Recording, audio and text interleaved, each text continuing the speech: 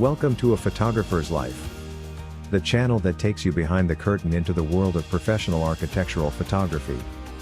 Join us now for an episode with some of America's premier architectural photographers. Today's broadcast comes from a recent Zoom meeting of the Association of Independent Architectural Photographers. This discussion is led by AIAP Director Alan Blakely. We hope you enjoy the show. If you do, please let us know by liking this episode and subscribing to this channel. Now, on with the show. So I want to welcome everyone to the October 2023 AIAP Zoom meeting, and today's topic is on adding services or different types of products to your business that might bring in a little extra income. This was suggested to me by Norman after I asked him for some ideas about things, and we have talked a little bit prior to this meeting, and there's a few things that we've identified that really kind of were, business saving type products and services. So I wanted to jump right into this, but welcome everyone. And those of you who are right here now, feel free to jump in. This is an open discussion. We're not going to be very structured in this, but I wanted to start out with one thing that Norman mentioned, which is headshots. And I don't know how many of you offer headshots as part of your service package right now, but thinking back to the recession of 08, 09, and those of us who were in business at that time, the bottom dropped out of the market as far as architectural photography for a while there. And I was kind of caught unawares, quite honestly.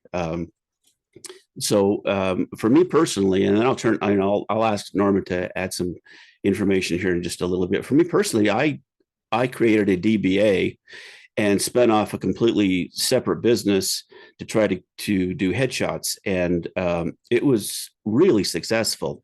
And I marketed primarily to my existing clients, and then the other markets that I identified that were excellent markets for headshots were banks and law firms, and then those corporations that were headquartered in my local area. And so just with those four market segments, I was able to create a really good side business that was branded different than my architectural photography business, but that came to be a really good source of income, especially during those times when a lot of other photographers that we were competing against just couldn't make it and were out of business. And we saw people, losing their businesses and their houses and all kinds of things. That was a really rough time. But the side business of the headshots, and I branded it as Salt Lake Headshots because Salt Lake City is my local geographic area. And so I had logo designed. I put up a separate website with that separate domain.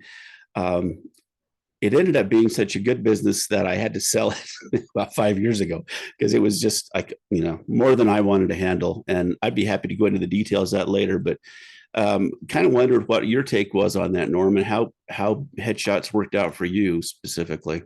It was really good. I had the same thing. Our architectural side was slowing down, and at the time I had a relationship with some advertising agencies, so I contacted them, sent them some of our portfolio stuff from back when we used to do a lot of studio work. And then I had Mary Beth, my business partner. She's a graphic artist and maintains our website and does some client sites. We just added a section of lifestyle photography to our website, and then I self-promote, so I've got an email list of potential clients and clients I work with, and I just said, now we're offering this service now to our existing clients. And it's the same thing, Alan. We got busy with it.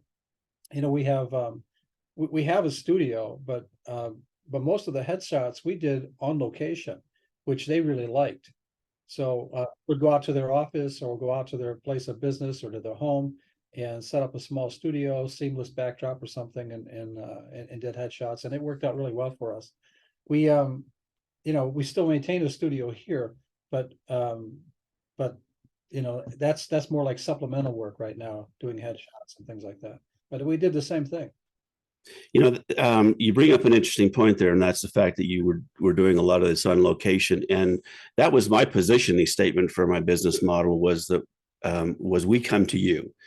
And that was huge because there were a lot of people who, you know, they were sending somebody into a photographer's studio one at a time, and it was costing them, you know, a couple $100 per pop, and it took forever to get it all done.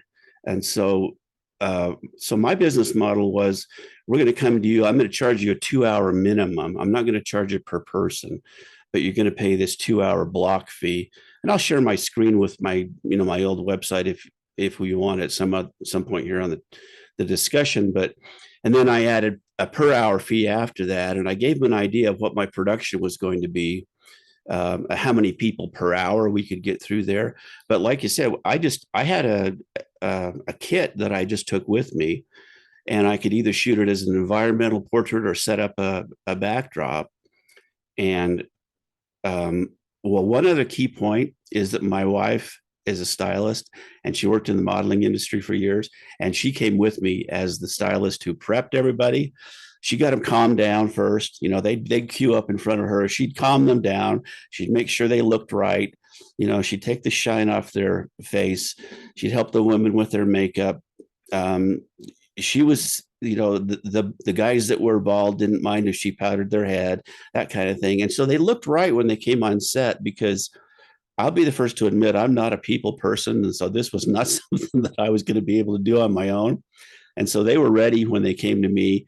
And, you know, we would do 6 to 10 people an hour, no problem at all, and just crank through there. So it worked out to be a really good business model. You know, we come to you, and the corporations love that, because executives, you know, had a really precise time slot that they had to be there, and then they were done, and they didn't have to drive back and forth to a studio or something like that. So yeah, that was an excellent business model. Yeah. I always have Mary Beth with me, or my wife. Mary Beth is she's a graphic artist, so her attention to detail is, you know, she'll miss someone's collar turned over, or, you know, I mean, it's just stuff that I just don't pay attention to, but that always works out good. And, you know, I had a lot of fun doing it too. And I think you are a people person, Alan, you just don't realize it. But I had a lot of fun with it, and just, you know, make the people relax. You know, to this day, everybody that I think I do architectural for, I know I do their headshots. And so that was something that has, you know, we've always maintained. And they can come here, but 90% of the work we do is on location. Well, and that was something I didn't realize, is that some of my clients were going elsewhere for headshots, and I didn't even see that as a market. And so when I started talking to these, you know, large architectural firms and construction companies and engineering firms, and found out that they were going to, you know, Joe's pretty good passport photos for their headshots, it was easy to say, well, we'll just come in your office and do it for you. And it got to the point where I was traveling around the country to do headshots for different corporations. And finally, my wife and I decided a few years ago, we didn't really want to do this anymore, because we were busy enough doing architecture. And so we actually sold off the business. But and since it was separately branded, that was an easy transition to make. When you mentioned headshots, was it strictly headshots, or do you do, like, you know, full body, a guy leaning on his desk or standing in the hallway, that type of thing, or just headshots? Well, I do both. I do about anything. In fact, you know, a lot of times there were, you know, some teams that they wanted shots of, some executive teams, or different things like that, and we do those. And then I got hired to do a lot of editorial photography. When someone would say, you know, a magazine is going to be profiling me, and they need a photograph, or they want to send a photographer, can you just come and do that? And then I had a separate fee for that if it was just an editorial portrait. But I did a lot of that as well. That was at a higher rate, where I went in for one person. But yeah, I didn't limit it to just a standard headshot. And so it was kind of a nice variety. And they, you know, they end up using them in their social media, not just for, you know, press releases and things like that, and then their website profiles. And that was a huge market that I just had never even thought about. Yeah, we started offering a thing, Alan, where we would do we do one shot on like either a seamless or a muslin, and then we would do a green screen, and we would punch them out and put them in, because I have, well, most of the time I photograph their office or other places, and we'd be able to place them anywhere, and we'd give them that secondary image like that.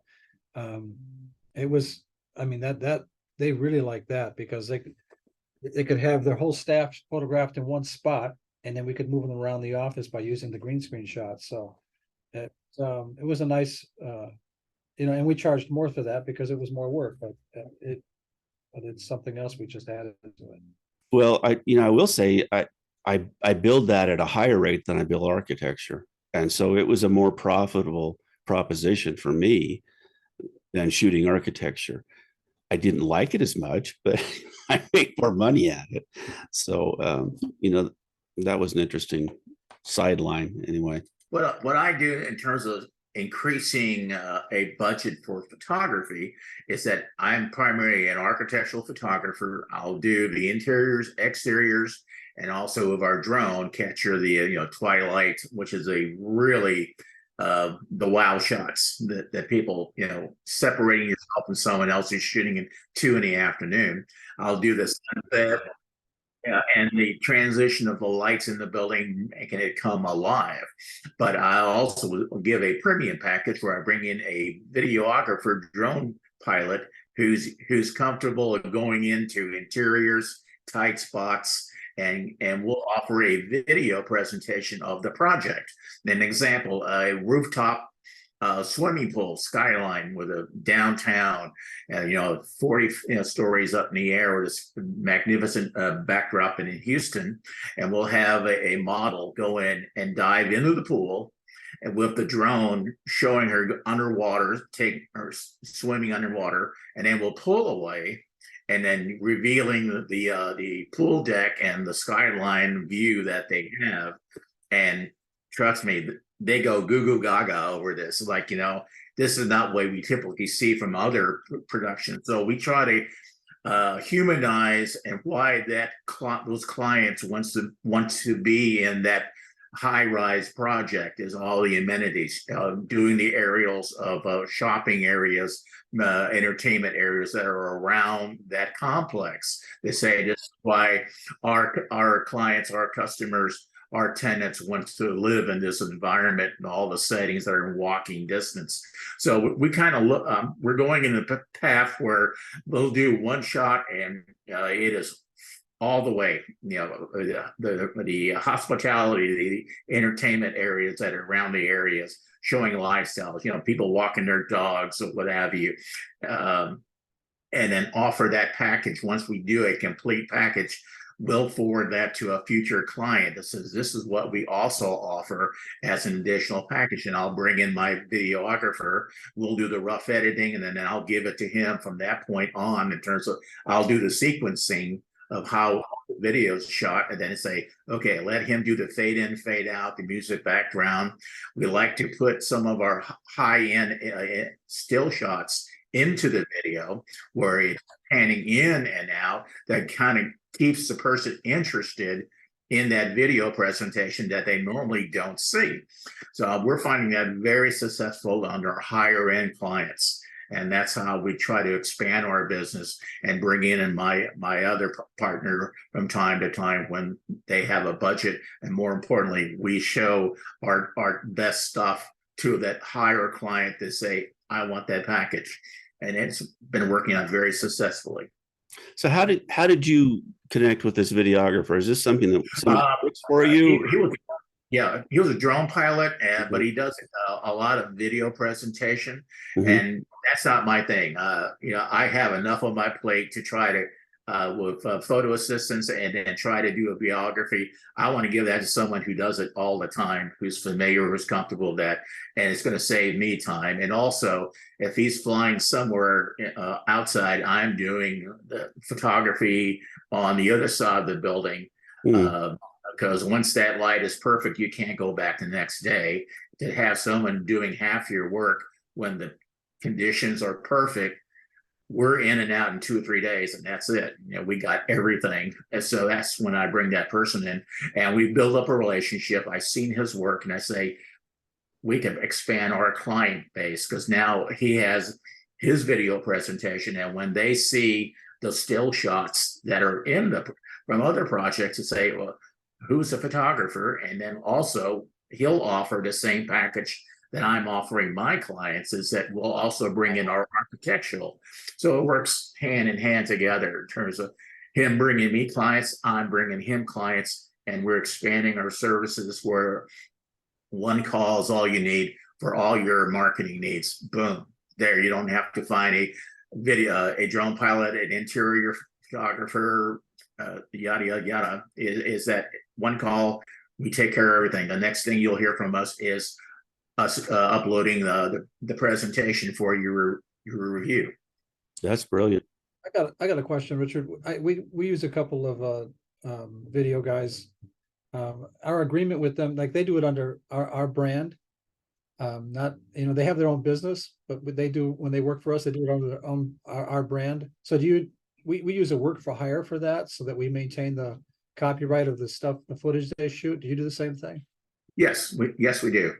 And the same thing, if he calls me up, or say I have a client, if they need some still shots as well, said, hey, great, I had done nothing to build up that relationship. I'll come in as a work for hire, and we also still keep each other's material for presentation, because having him showing my work and me showing his work, it's a win-win situation. So it's a unique that we're not contract, but it's all word by word understanding and how we promote each other's businesses.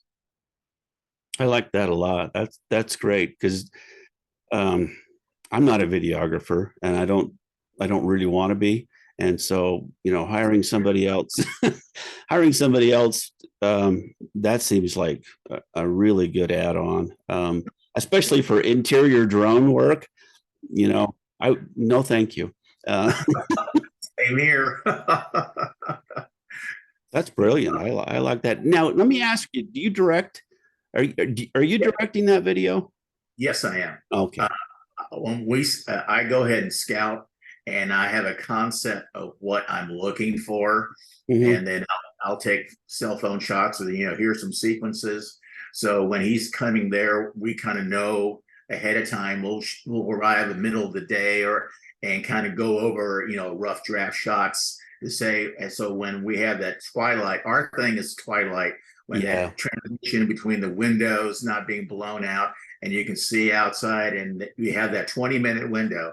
So while I'm on the bottom floor taking my interior shots with the transition windows, he's on the clubhouse doing the same thing on the video package. So that cuts down our work, our timing, and having the same weather conditions. That is a plus on that. So that's how we kind of coordinate. It's like a dance step. And then he'll show me his raw footage, and then I'll pick a sequence and how we start, where's the middle and where's the finish. And then from that point, I throw it to him to finish up the process. That's amazing. For those of you who haven't seen Richard's work, he does specialize in that look, and it's pretty remarkable. But what you described, that sounds like a really good working relationship, and one that still gives you creative control, because you've got the expertise about that look, and he has to execute it. But I think that's just an amazing business model. It's exactly that. It's saying this is how we look in terms of how we want to produce something that's a little bit different than what the ordinary presentation that they see. Yeah. Very cool. Anybody else using a videographer? I'll be glad to forward you an example. I can either forward to you, Alan, and you can share it of a high-rise project here in Houston, and they can kind of see what Rick, and hopefully that will give other people here inspiration to find out and reach out to a videographer, a drone pilot, and see by collaborating on future projects out there. But the one we had, we just sent it out to individuals, cold calls. Here's our presentation. If you like what you see, give us a call.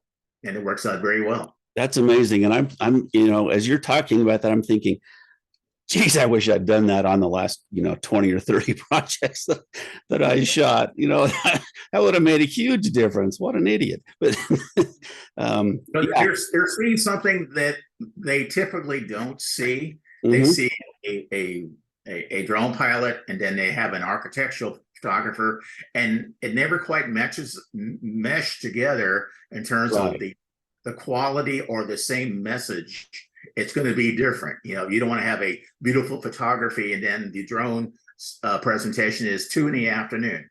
Yeah, and see, that's what happens a lot of time with my clients, is that they have hired somebody else separately to do drone work or to do videography per se, and it looks nothing like what I shoot. Exactly. We are not at all on the same page, and so I think that's brilliant, Richard. Which brings me to something that I probably ought to announce, generally here, is that there is a channel portion on the Photographer's Life channel on YouTube, which has been set aside for you to showcase your own kinds of work, like Richard's mentioning here. So if you want to send me a link or anything to that, or the video itself, and I'll upload it. There is a channel for member videos on there. I mean, they're a portion. I'll forward to you all that this afternoon, the link. Yeah. And once again, he's flying where the time that I'm shooting inside. Yeah. So that position area, and it's seamless in how they work together. And I don't see that enough out there. And I'm saying, duh. Exactly. Yeah. I mean, what you said in the last few minutes here is worth a lot. And I hope people see the value in that when they, review this later here. And for those who are on the call. So yeah, I don't think a lot of people go boom. Exactly. When they see the video. I said, that makes perfect sense. Yeah. And we said that out only to the high-end clients. Yeah. Because our fee is going to reflect the quality of the work. Mhm. And they can say you can either have this package, or you can want to be in this package. It's all up to you and how you present. And when you're renting apartments that are going for $12,000-$15,000 a month, yeah, you want to separate yourself from the guy down the street. Yeah, I think it's kind of cool that you do that as a package. That you've got your cost down to where you can do that as a package, because well, that's difficult. We do a lot of video, and we use some outside camera people. We usually do the editing ourselves, but that's, I mean, that's a monster. You can really get, when you're looking at cost per minute to do video, high-end video, it's pretty substantial. So that's impressive, Richard. At first, they'll say, okay, I'll give them steps. Here's the entry. My photo package is the entry level, the standard package, and our premium package. And I'll always offer that premium package up front. So someone's thinking middle of the road, but when they see that, it's like, seeing that shiny new car. I want that new car. It's bringing. They don't realize or say, hey, for X amount of dollars more, I can have something that is going to fill up my high rise twice as fast as our competitors.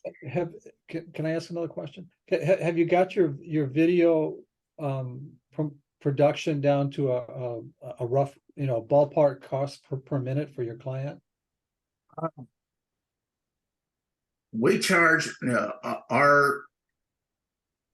we just give them here's our rate for the premium package, and the premium package will include the video presentation, the photography. So it's one package situation here. You can have, our standard on video situation, or we'll even offer a video by itself scenario. But basically, here's the price for the entire package.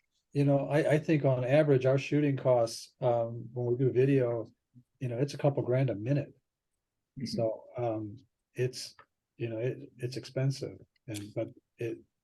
so I was just curious. I'm going to look at your website. Hey, you do that. That's kind of cool. Yeah, I have a question about that too, Richard. Do you place any parameters on, number of photos, minutes of video. Is there some kind of box that this package fits into? Yeah, well, the basic package, I say entry level for those, so they can weed out who we want, or they can pick out what they want, where they're selling themselves. A entry level is going to be 12 to 15 shots, and then it'll be the standard package will be 24 to 30 images, and then our premium package is going to be 30 plus. You fill in the blank, you pick as many images as you want out there, and then we'll give them a version of the video, and we'll give them at least one free edit if they want to change the music. If they want any additional edits, then we'll charge them accordingly, and I'll usually invoice that to my videographer, since it's going to be his time, not mine, out there. But the mere fact that to attract a drone videographer is saying, hey, I'm bringing you clients. All you had to do was simply pick up the phone and say, are you available Tuesday afternoon to work on something, so that he did not have to spend all the time building relationships, sending proposals, and you can get someone to start off at a lower rate than what as we develop our presentation is a 50-50. But as you're beginning a relationship, you're bringing your clients, and then all that person has to do is show up.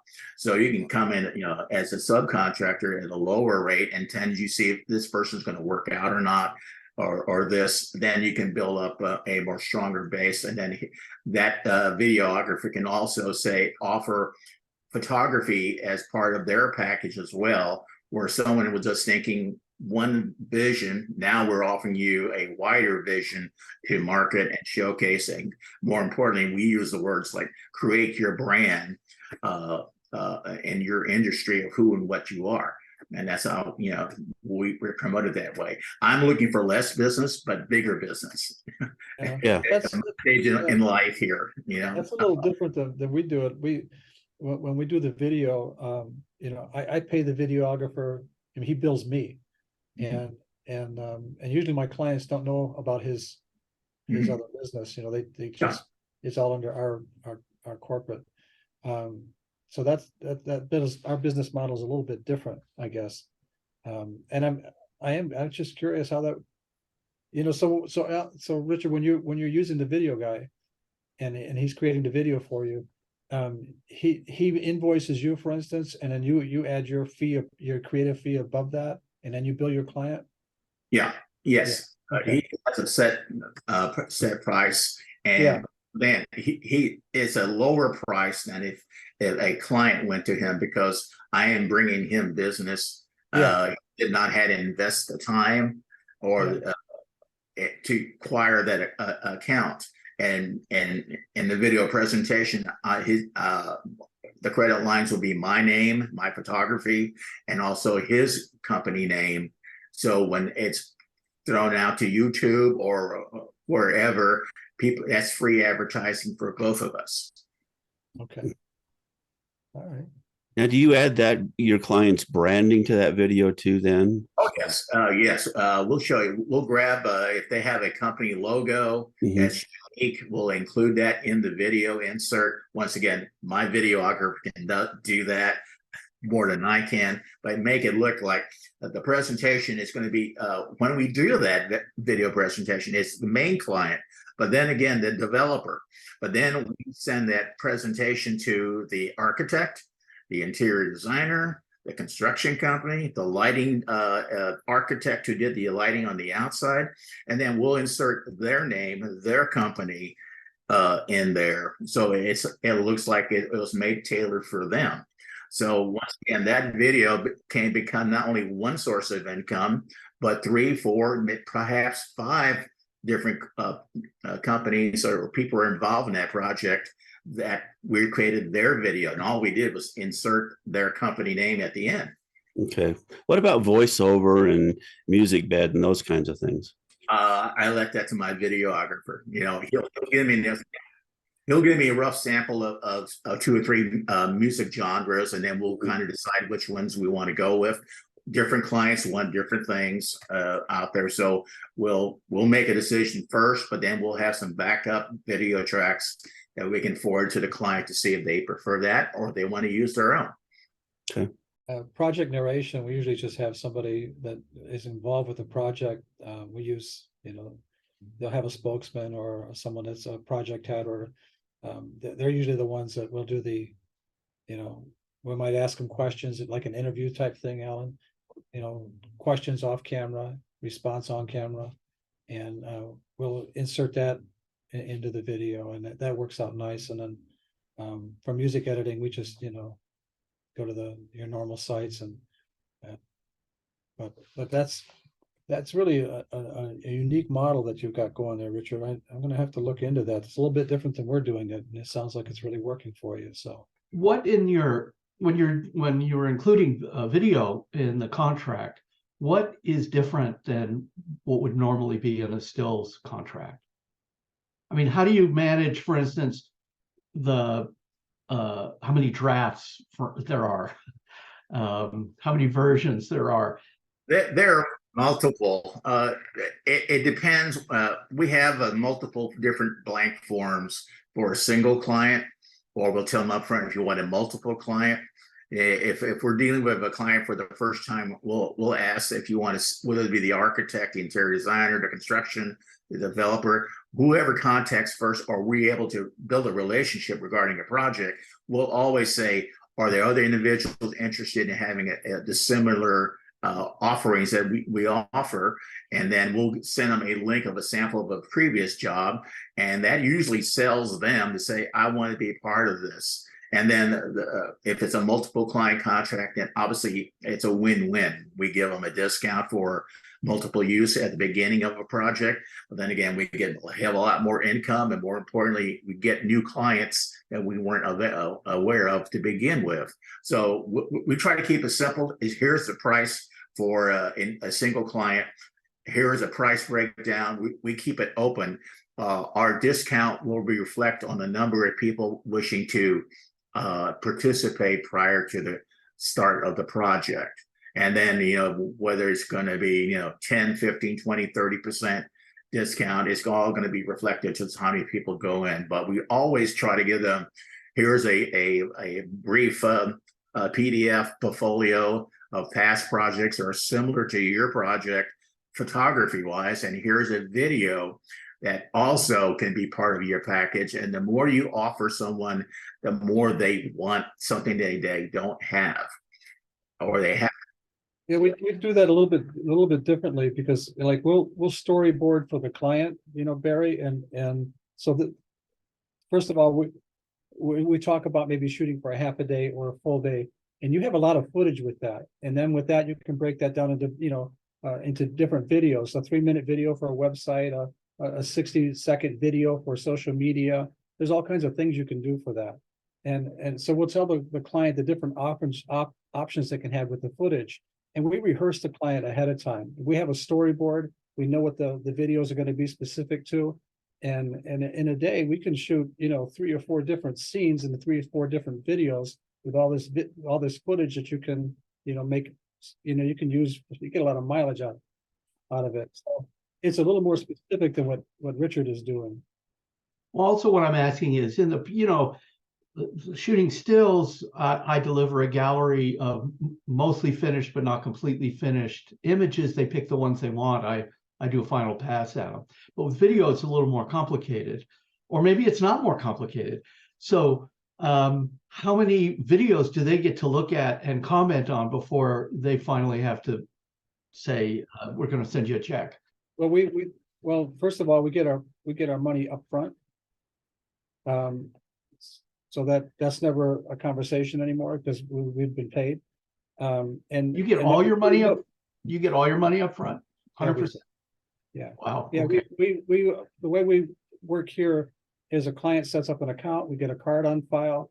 When they start a project, we take a deposit, and then when we deliver the package, we get the balance on their card before they get the product. Well, so, that's normal. That's kind of that's normal. But the thing is here.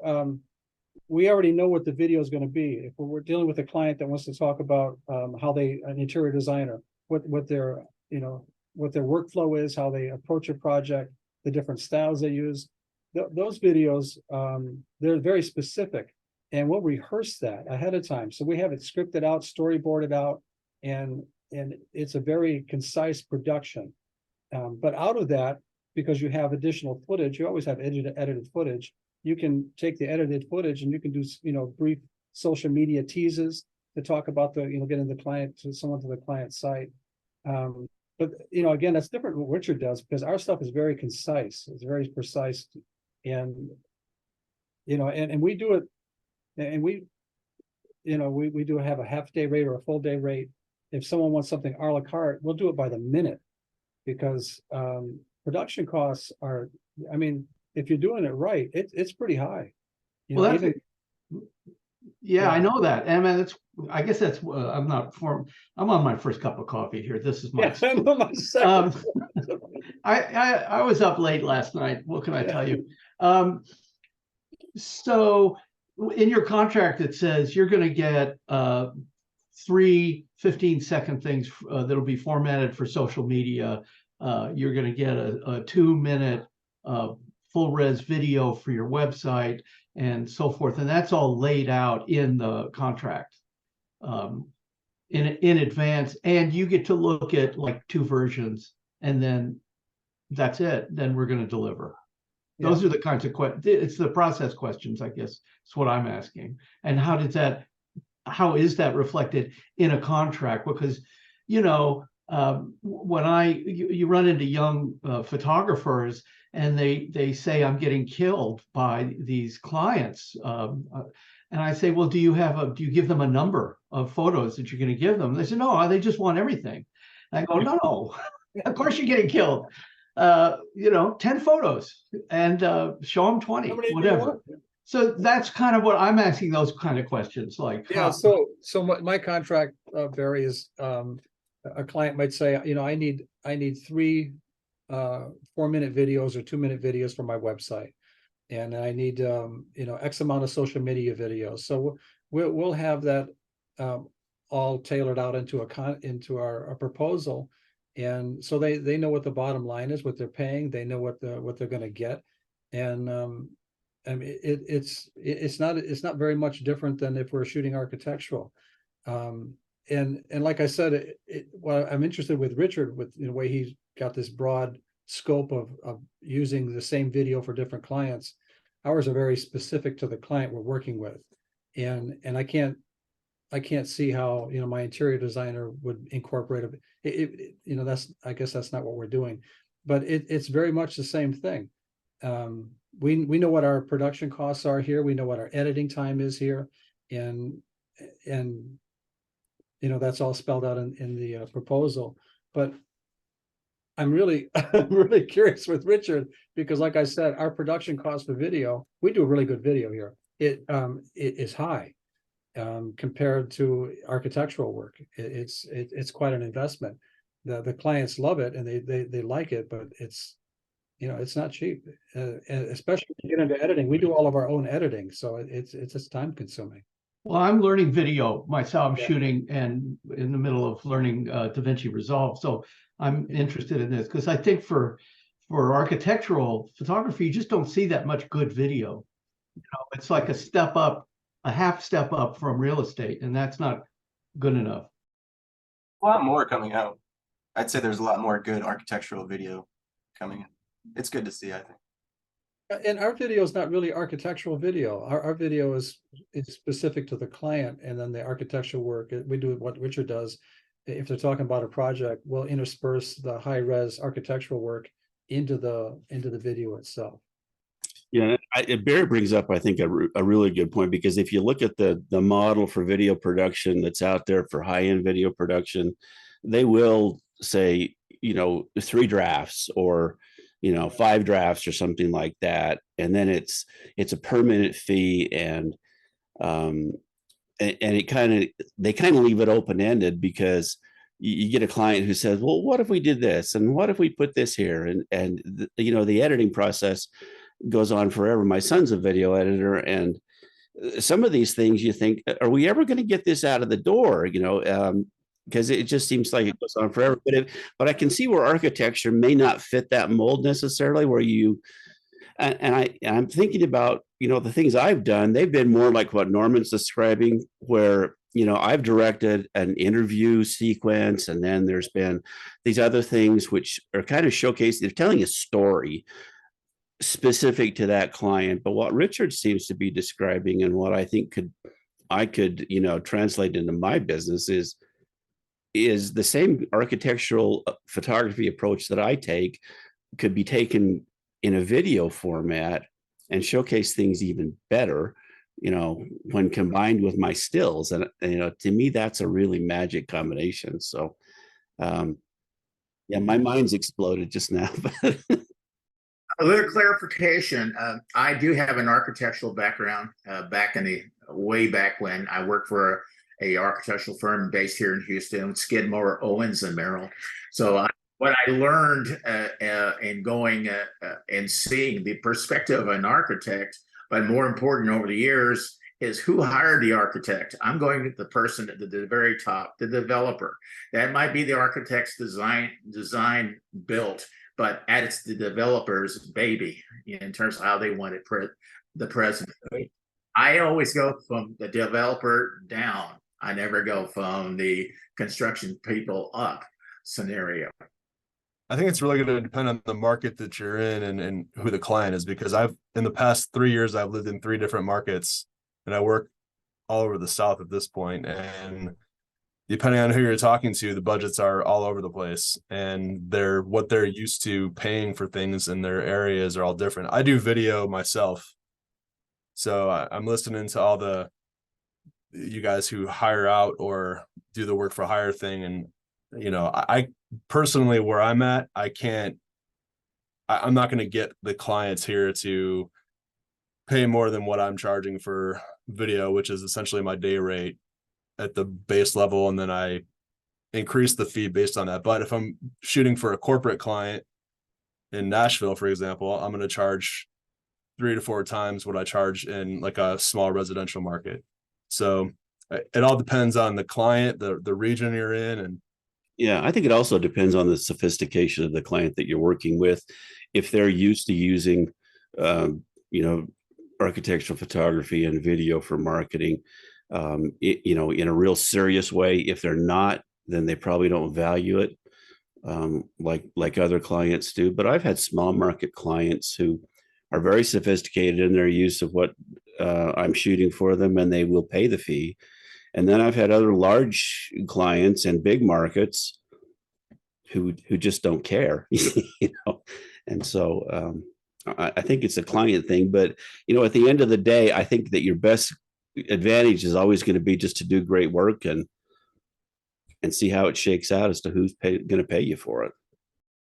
I've got 2 bases of clients too. I've got a lot of small interior designers and design build in my local area. Then I've got a couple of clients down in California who I gave a quote to one of them, and they said, "You're not charging enough." So I basically triple my fee, and they don't care. So it all depends on the market. Yeah. But specifically, Alan, to your question of this seminar, I got a job with the city of Seattle to do there was a big mechanical project where we were tearing out the old mechanical and putting it back in. And they wanted me to do construction progress shots, which I'd never really done before. And then they added time-lapse photography, which I'd never done before. And then they wanted me to do training videos afterwards. So I had to learn all this stuff. It hasn't happened again, but there's one example where I did a bunch of things I'd never done before. And it was kind of fun learning those, but I just soon stick to strict architectural photography. Yeah, I feel like the construction progress is a good value add. And most of the developers who I've worked with, that's how I've worked with them, where they've got a big construction project and they want me to come in with drone every 3 or 4 weeks on location and capture photos or videos. And that's a great relationship. And I always try to get the work at the end of the project, photographing it, and then they never care. It's always like a real estate photographer that comes in and shoots it, and then it's like, hey, whatever, shoot it wide, put it up there. I mean, I'm in a town where it's not big, but we have a high cost of living. So it's like, you don't need to shoot a lot. High-end stuff, real estate photos will do fine, and they can rent out a property at, $2,500 for a 900 square foot place downtown. So it's like, why they're not going to spend the money if they don't have to spend the money to market. Any other add-on service that we ought to talk about that anybody's doing that we haven't touched on here? Kyle mentioned, as far as doing construction management or construction progress shots. I have a project I go out once a month, and I've had several projects like this, and I just take progress inside out everywhere, and I don't do any video. I do all still photography, but I give them about 100 shots of the progress. And then what I've found is I'm hired by the developer to do that because he's going to put a video together at the end. But then I just took note of everybody that was on the site in the way of like Miller Electric and, the MPE and everybody else on site. And I've marketed to them. And now every month, instead of just giving the photos to the developer that is paying me to go out there, I invite all the rest of them to a Dropbox, and everybody buys pictures from me. We brought up I think it was brought up in the last meeting that we had where Michael Young presented his shared construction content service, but we brought up the fact that the GC on a project will usually have a spreadsheet of everyone involved in that project, all of the vendors, all the manufacturers, all the subcontractors. And I know that's what Michael uses a lot of times if he can get his hands on that to do the shared licensing discount package thing that he puts together. But I found that if I just ask the GC, can you send me I can't remember what they call it offhand. It's kind of escaping me at the moment. Anyway, the printout of all the people involved in the project, they usually will. In fact, I've got one that just does it now as just a matter of course. And so I've got all this contact information, and, like Glenn was saying, that's just kind of a no-brainer to stick those images somewhere and offer them for licensing. So I am an architect, and on the cover sheet of almost every set of drawings, especially on a real big project, all of the interested parties are listed with all the contact information. Yeah. And the first thing I do if I'm going out to do any construction is I go over to the set of drawings and I take a picture of the cover sheet, and I've got all the emails of the project managers. I've got the phone numbers. I have everything I need. Yeah, that's brilliant. That's kind of the same thing I'm talking about. Because that information is just there for the asking, and it'll call out, what part of the project generally, as you go page by page that those people are involved in. So, yeah, thanks, Glenn. When you are doing the secondary licensing after the fact, are you including a discount to those subcontractors, or is that only if they license at the same time and it's a package deal from the beginning? Unless it's initially unless they're involved with the initial project, then I offer a discount. But if they come in afterwards, they pay the normal rate. That was one of my concerns when I spoke with Michael. Is I didn't, and he could address that, but I wasn't comfortable with that continuing discount and rebate and credit back and all that stuff that was going on.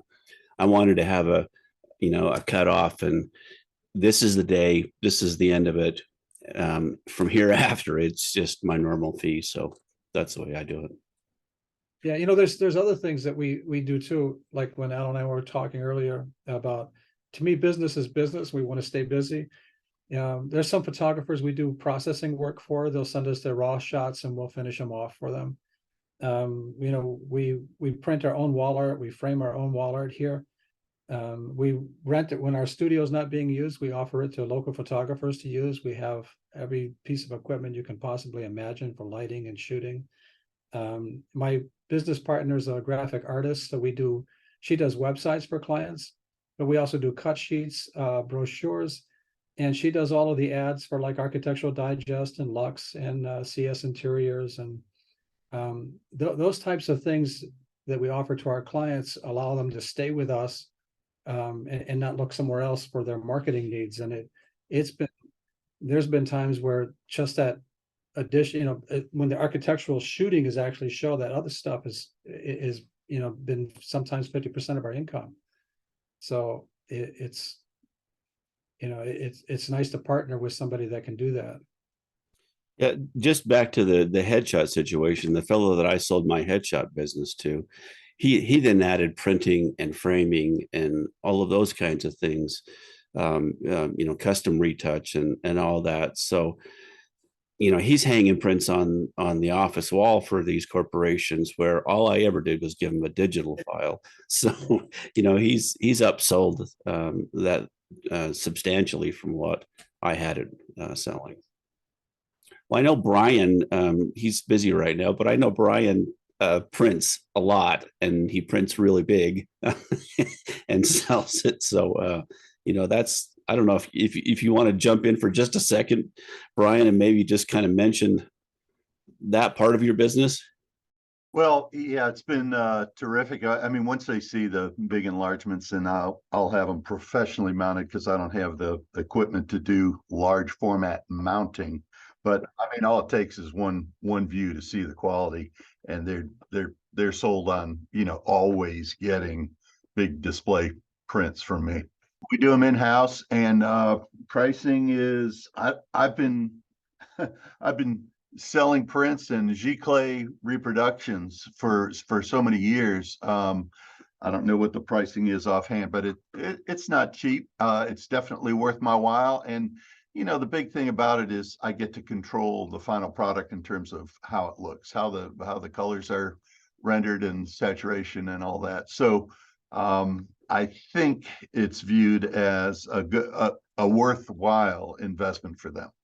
Yeah, I recommend anybody get into large format printing, and I agree with that. We put the client's brand on it. We put our signature on it. The year we shot it, we frame it up nice, and we put it in a museum frame. It's a fantastic source of income, and it's a quality piece too, because we use archival materials. It's not cheap, but the clients in their offices, I've even done some large portfolio books for clients, which have been, everybody's used to using iPads to look at a portfolio. Now, when you see a still image on something, it just blows them away. I mean, it's just like and that visual impact is just incredible. And and we'll do like portfolio boxes, 11 by 14s, where we'll mat and mount a set of portfolios for a project. So if a client wants to show a specific thing, kitchens or baths, or if it's a hotel or whatever, they just take that box with them, and those stills, they get more sales from feedback off of those stills than they do from showing somebody on an iPad. And the reason being that I've noticed is that they can take, like, if you have a custom builder, he can take a set of of images, and they can intersperse them and lay them out for a client, but you're seeing them all at one time as opposed to one at a time on an iPad or through a digital portfolio. It's printing is huge here for us, and it's been a really, really profitable. Well, that's an advertising marketing model. That's what I mean. Even with the pandemic, post-pandemic, a lot of people that do advertising, they send portfolio books, just like you're talking about, and single prints as well. And for that reason, because they can put them all out at the same time. You can see a body of work, to use the fine art phrase, right? Yeah, well, you still get ad agencies that will contact and ask for a portfolio review. They don't want to go to your website. They want to sit down in the boardroom or the conference room and look at prints. So it makes sense. That's how I connect with new clients, trying to go into their office and give, here's all my work in 11 by 17 printed sheets. Take a look at it, feel the fine paper, I feel like people like to have that in hand. Oh, no, it's all right. I just say prints don't lie. The quality of a print is the visual, it's just no comparison to any screen, 5K or other. One thing that I've done for customers that I really want the project, and I just feel like I need to push just a little bit harder than the other photographers that they're considering, is I will put together a book for them. a portfolio book. I have, I've never met with them. They're on the other part of the side of the country. I'll send them that book. Doesn't cost much for me to produce it. And, they get that in hand. And then they're considering just other people that they're just going to have to look at online. I always get that job. So it's just another consideration. Well, when you say book, are you like a printed book, like a printed book, kind of like a Shutterfly book? That's not who I use, but that kind of a thing where I will put images together that I think are pertinent to the job that they're considering me for, so that they can see the type of work I've done for other people. And then I can put any kind of copy or branding or whatever I want in that. And it's it's a black cover. It looks really sleek. It comes in a case. I ship that off. It costs me less than $100, and the return on that is significant. So it's well worth it. And what's your turnaround time for putting it together, having it printed, and then actually getting the book in your hands because you've put together custom images for the type of project? Well, I pay for an expedited typically, but it's about 5 working days. Okay, that's good. And so when I know that there's something coming up that I really want to lean on the client for, maybe that's not the best term to use anyway. I want them to forcing them to use me. I'll send them a book or something like that. It's worked out really well. Well, we've done similar things. We'll send 11 by 14. We'll use an image box and mounted portfolio set. And again, since it's our in-house cost, our in-house work, it's not a big expense, but it's very impressive. It's and presentation is so important.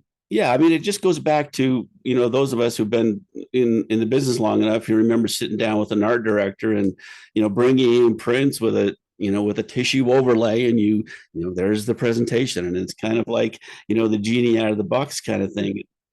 And or your portable light table when you're putting down 8x10 transparencies, it's impressive.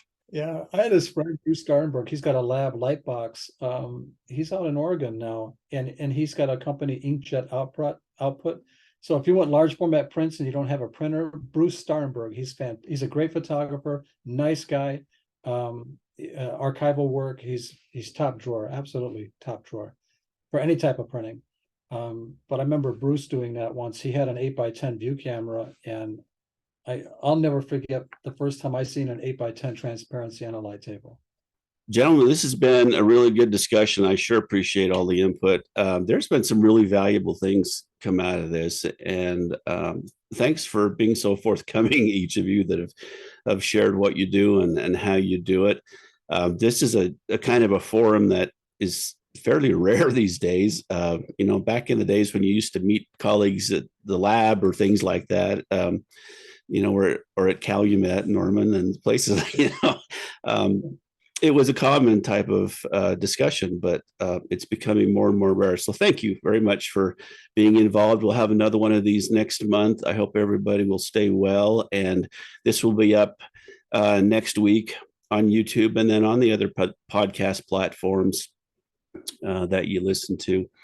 And when I receive this video from Richard or anybody else that would like to send me anything that you'd like to have featured on our YouTube channel, just go ahead and send that to me, whatever transfer method that you use, and we'll take care of that and showcase your work and link it back to you. So all the better for both of us. This has been another episode of A Photographer's Life.